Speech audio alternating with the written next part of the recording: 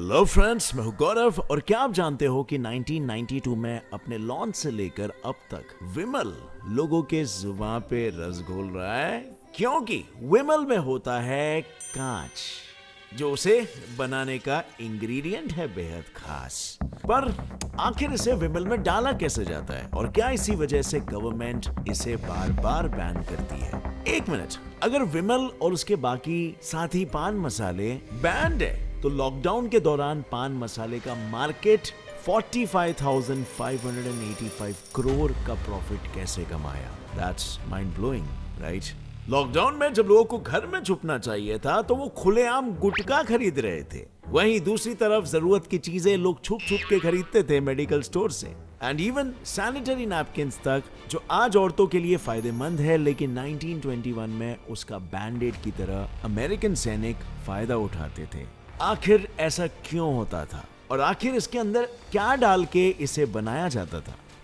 आइए जानते हैं इन दोनों चीजों के मेकिंग और स्पेशल इंग्रेडिएंट्स के बारे में कुछ mind blowing facts in our today's video titled how Vimal and sanitary pads are made in factories. So चलिए सबसे पहले तो ये जानते हैं कि क्या वाकई में विमल में कांच होता है या नहीं।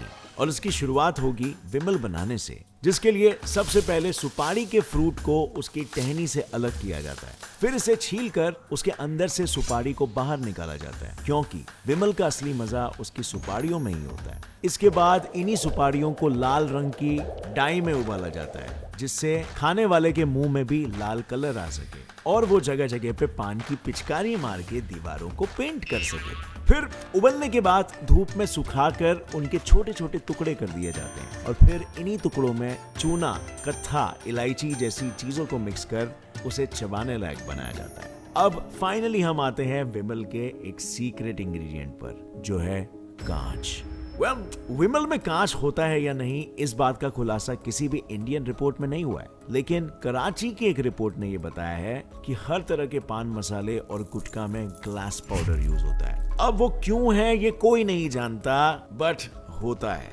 और खैर, कांच के अलावा विमल और बाकी पान मसाले में निकोटीन होता है, जो जैसे ही इंसान के मुंह में उसके सलाइवे के साथ मिक्स होता है, उन्हें उसका नशा चढ़ने लगता है और लोगों का यही नशा उन्हें उनकी मौत के करीब ले जाता है, क्योंकि इंडिया में 30 से 40% कैंसर डेथ्स ओरल कैंसर की वजह से ही होते हैं।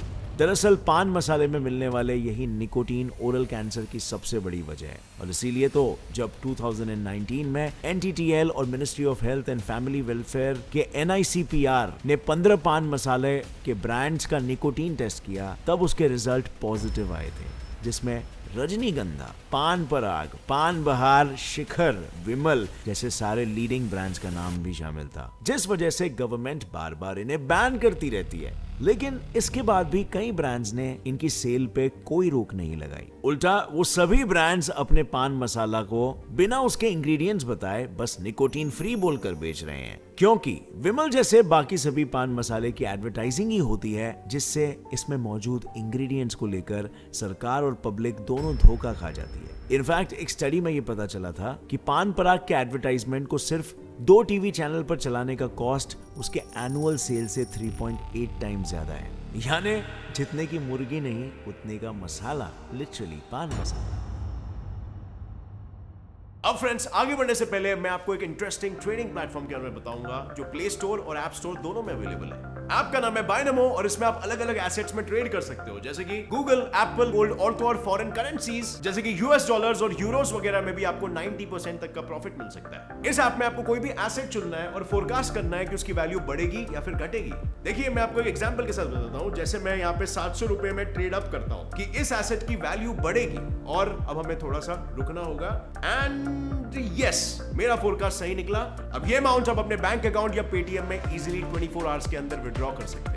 इसका मिनिमम डिपॉजिट सिर्फ 350 रुपए और अगर आप मेरा प्रोमो कोड यूज करते हो तो आपको ये डिपॉजिट पे डबल मिल जाएगा, यानी कि 400 रुपए का टॉप अप करिए और आपको 800 रुपए मिल जाएंगे। सो अभी रजिस्टर कीजिए इस ऐप में, link is in the description, और 65,000 अपने ट्रेडिंग डेमो अकाउंट में पाइए, जिससे आप ट्रेडिंग स्ट्रेटेजीज और ट्रेडिंग स्किल्स को प्रैक्टिस कर सकते हो। जितना आप प्रैक्टिस करोगे उतनी आपकी ट्रेडिंग की नॉलेज और एक्सपीरियंस बढ़ेगा और अर्निंग की पॉसिबिलिटीज भी बढ़ेगी। लेकिन हाँ फ्रेंड्स, ध्यान से ट्रेड करिएगा, पूरा रिसर्च करके, क्योंकि किसी भी ट्रेड में आपका कैपिटल रिस्क में होता है। So download Binomo now, link is in the description. I am a binomist, are you? लेकिन ब्रांड्स अपने पान मसाले को बेचने के लिए उसकी महंगी एडवर्टाइजिंग करते ही क्यों है? जैसे विमल को ही ले लीजिए। अजय देवगन पहले इसके ब्रांड एम्बेसडर थे, जो दाने दाने में केसर बोलकर बैन के बाद भी विमल पान मसाले को निकोटीन फ्री बताकर बेच रहे थे, क्योंकि बैन की वजह से ब्रांड्स निकोटीन फ्री एड्स दिखाने को मजबूर हैं और इसीलिए उन्हें अपने पान मसालों को माउथ फ्रेशनर बनाकर बेचना पड़ता है। जबकि विमल खाने वाला इस बात को अच्छे से जानता है कि उसका पूरा स्वाद उसमें मिक्स्ड निकोटीन से ही आता है। अब यहाँ पर एड के जरिए विमल ने तो निकोटीन फ्री माउथ फ्रेशनर बेचा,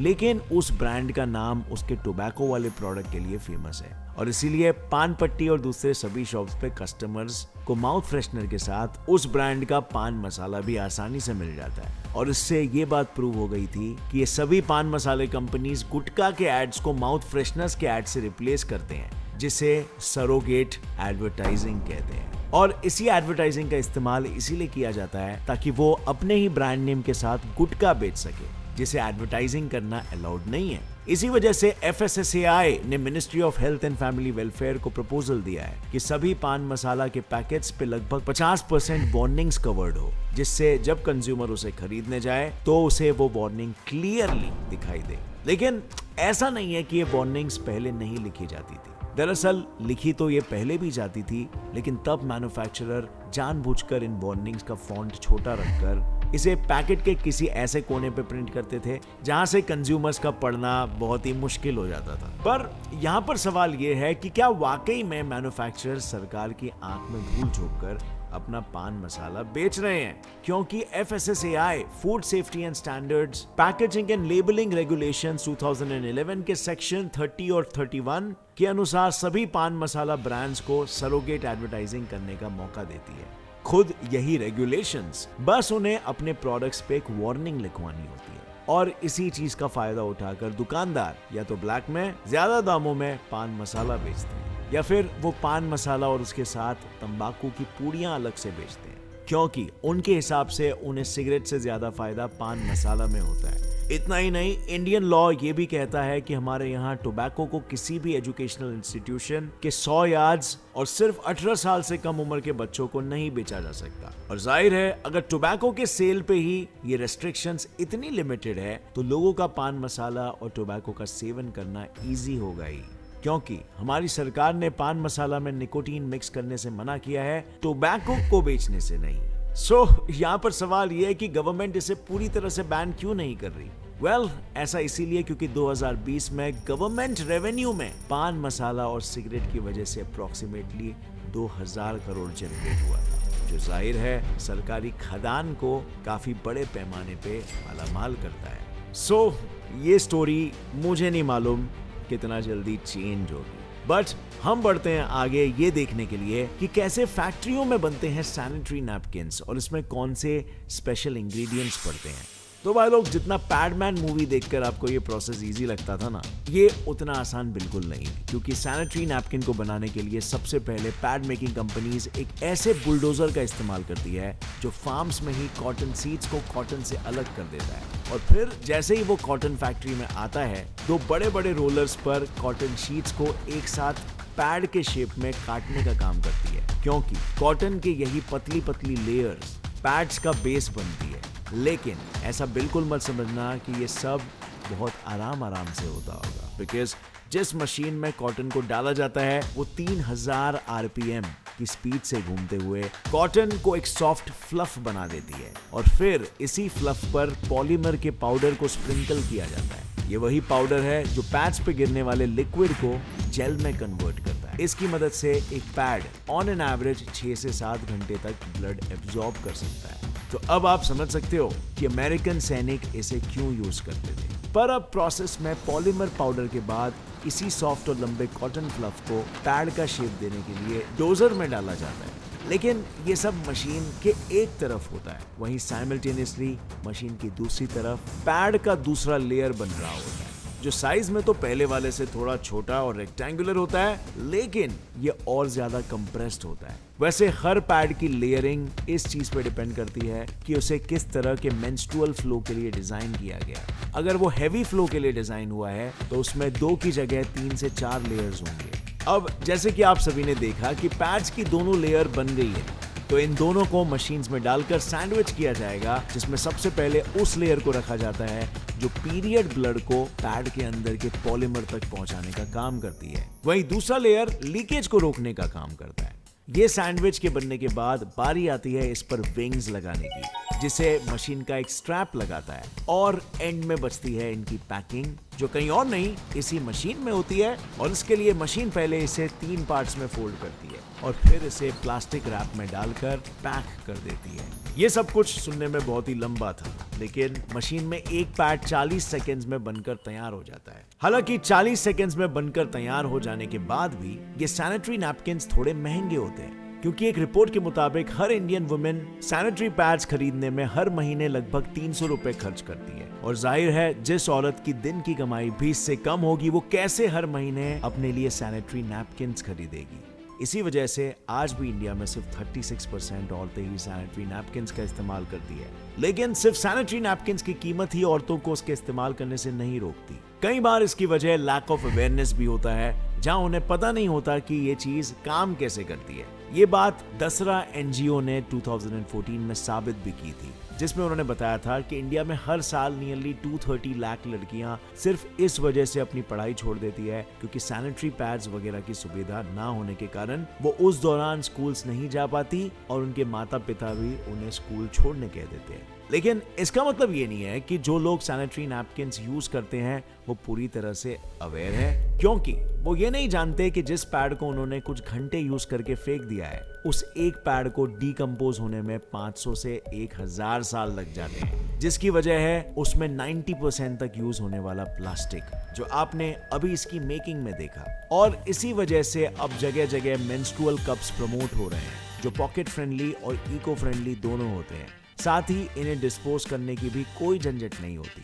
तभी तो इन्हें यूज करना कॉलेज गोअर्स और वर्किंग प्रोफेशनल्स के लिए एक ट्रेंड बन गया है। हालांकि इन मेंस्ट्रुअल कप्स को लेकर अभी भी कई फीमेल्स ऐसी हैं जो कंफर्टेबल नहीं है, क्योंकि उन्हें इस बात का डर है कि मेंस्ट्रुअल कप्स यूज करने से इनकी वर्जिनिटी चली जाएगी। जबकि डॉक्टर्स ये खुद कहते हैं कि मेंस्ट्रुअल कप के यूजेज से रैशेस, स्किन इन्फेक्शन, लीकेजेस जैसी प्रॉब्लम से लड़कियां खुद को बचा सकती है।